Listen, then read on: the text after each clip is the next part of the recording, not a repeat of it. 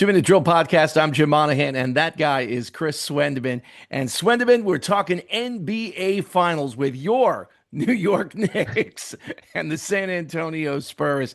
What a series. We've talked about the Knicks last week and what they did to get to where they are. And then, of course, San Antonio and OKC wrapping up a 7-game series on Saturday night to set up this week's finals. A lot of the criticism that I was seeing from people on our video that we posted last week, they were saying, well, the Knicks didn't play anybody to get to this point. Yeah, Like, I didn't get that. For me, you play who you play. It's the playoffs. You start out with the team that you're seated up against, and then you go from there. The Knicks couldn't help or do anything about who they faced, whether it be Philly, Atlanta, or Cleveland. And Cleveland, last time I checked, beat the number 1 seed in Detroit. And Philly beat the number 2 seed in Boston. So anything can happen in the playoffs, and it usually does, but you play who you are scheduled to play.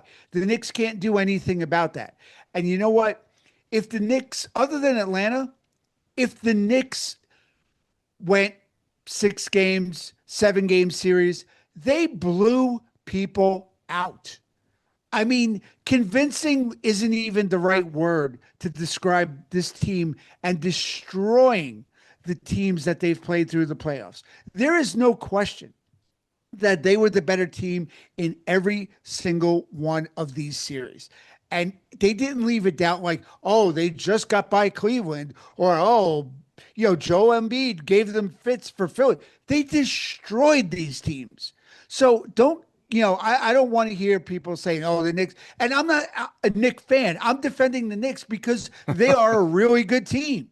It's not because I'm a fan of the team. I'm as anti-Knick as you could probably get. You are too, being Celtics fans. So, you could say what you want, but the Knicks could only play who the schedule and the playoff brackets gave them. Now you're playing the best from the West. The champions got knocked off in the 7th game in OKC. Here comes San Antonio. They play who they play. And you know what? They're going to show whether, the whole route through the East, what they're really made of, because now it's for all the marbles. and the Knicks, as we have pointed out in the past, on an 11-0 run, and all 3 series that they won to get to the finals were dominant wins, and they were on the road when they clinched each respective series. So I agree with you. I don't buy this. Well, they didn't play anybody. Oh, they did, and they dominated. Like Right. you said, they didn't just squeak by these teams. So No. if they were weak teams, well, then the Knicks did what good teams are supposed to do against weak teams and blew their doors off. Right. And it's funny when you squeak by, people are like, oh, they should have stepped on their necks. They should have done that. They should have dominated. And then when you dominate, oh, they didn't play anybody good. You can't win. I feel like, you know what? The Knicks are only going to really cement how good this team is by winning. And I'm not betting against this team. I don't know if there are people out there other than San Antonio fans who are brave enough to bet against this Knicks team, but I'm telling you, this is one of the best Knicks teams for Knicks fans that they'll ever see, and they're living watching it right in front of them. For longtime fans, this is bringing back memories of the 2 championship teams going back to the 70s.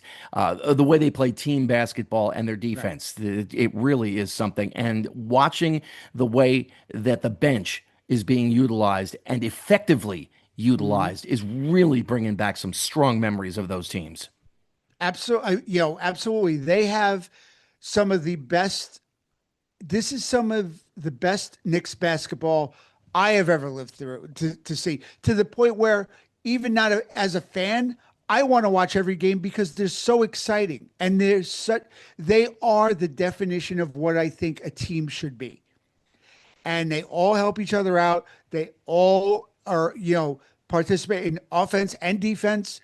And I'm telling you, this is a special, special team. And I hope Knicks fans are enjoying every minute of it. Now, by the same token, I think the Spurs are a really special team as well. They're relatively deep, they're very young, and Hmm. Victor, and I'm going to butcher his last name, Victor, I apologize, Wembanyama. We'll just call him Wemby, Wemby. There you go. like everybody else's. He is a Exactly. special kind of player who can do a lot of things. He's not the first big man to be able to be multifaceted on the court, but he's doing some ridiculously special things. For a guy his size, his agility is almost ridiculous. This guy is going to be the face of the NBA for years to come. Do I think it is this year? No. And I'm trying to like curb my predictions because I don't want to jinx all my fellow Knick fans because I know I'll be the one to get blamed if it goes south for them. But I just think as a team, the Knicks are stronger, better, and I think in Carl Anthony Towns and Josh Hart, I think those guys are going to cover Wemby to the best of their abilities. And I don't know if Wemby has faced somebody who could defend him like the Knicks can, and somebody like Carl Anthony Towns, who's very physical and is going to push him around. Carl Anthony Towns is much wider and a thicker guy. Wemby is very lanky, and I could see the Knicks muscling him up. And I don't know if the Knicks style of play is exactly going to work for the Spurs. And in that they are, they can be rough when they need to be. And I didn't see that from the Spurs. The Spurs were able to pull it out against the champs. I mean, you got to tip your cap to them. But I just think the Knicks are a more complete team. And I think they're more, the grizzled, seasoned veterans than what you saw from the Spurs. When I watched the end of the game again Saturday night for the Spurs looked like they had just won a championship. Yeah, Wemby was crying, hugging teammates. They were all celebrating. When the Knicks beat Cleveland, they tapped each other on the butt. And actually, there's a clip, if you look for it. Carl Anthony Towns looks at, I believe, Josh Hart, or I don't remember who, but he basically said, you read his lips, on to the next. they this team knows what needs to be done, and it's not the Eastern Conference Final Championship. That they're not looking for that banner. They're looking for the championship one. And I think mentally they are as prepared as any team I've seen in a very long time. And I think they're going to carry that over to the championship round. Game one, Wednesday night. I think they split the first two, and then we'll see what happens when they come back to Madison Square Garden. That place is going to be off the hook. With all respect to San Antonio, they're a great basketball team. They have great fans. They have a great fan base, but there is nothing like MSG. And there is nothing like MSG when the Knicks are on fire. And this fan base is rabid right now for a championship. They feel it, they sense it, and they know the magic in this team.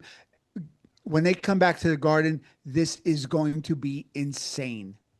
I'm not sure how much to turn over to baseball. I'm not sure how much of the Mets Marlins series you watched over the weekend. The Mets sweeping Florida, the Marlins. I think it's a series too late to be honest with you, but it was nice to see them do that.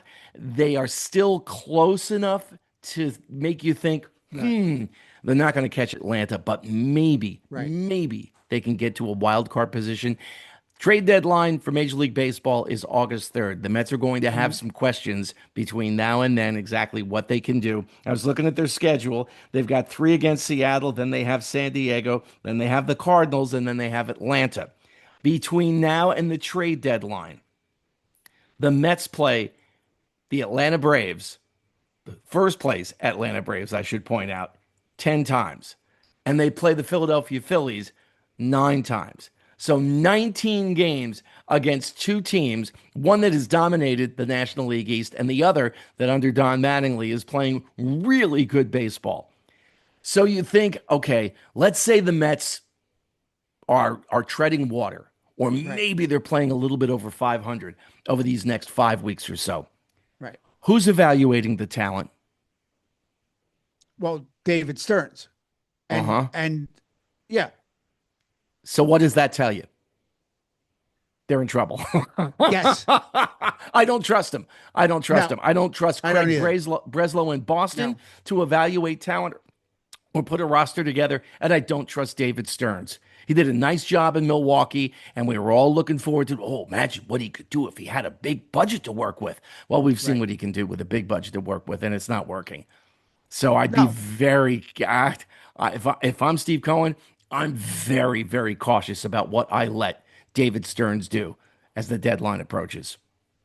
I mean, you look at somebody, the only person I kind of liken David Stearns to somewhat, and I even use that loosely, is Billy Bean from Oakland. Billy was great at what he did for Oakland at the time. Now Sacramento and soon to be Vegas.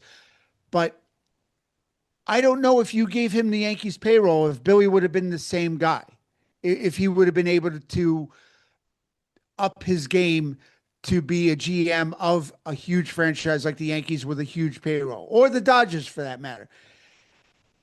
Some guys just play that small ball better. And I think Stearns was that guy from Milwaukee. But now when he comes to the Mets, I don't think his talent evaluations are the same. And I think with the bigger payroll, I think it puts you on a different playing field. The pressures are different. The expectations are different. And that maybe makes you make some questionable decisions. And I think you're seeing that with Stearns. I don't know if New York is his market. Well, I guess we're going to find out when you It's take a true. look at these 19 games between Atlanta and the Philadelphia Phillies. We got a lot of comments on our last video. We thank you Mhm. for that. You know what we say. If you like what we Absolutely. do, tell a friend. If you hate what we do, tell an enemy. Just tell somebody and subscribe, like, do all of that stuff. And we will talk to you next week. You got it, Jim. Enjoy.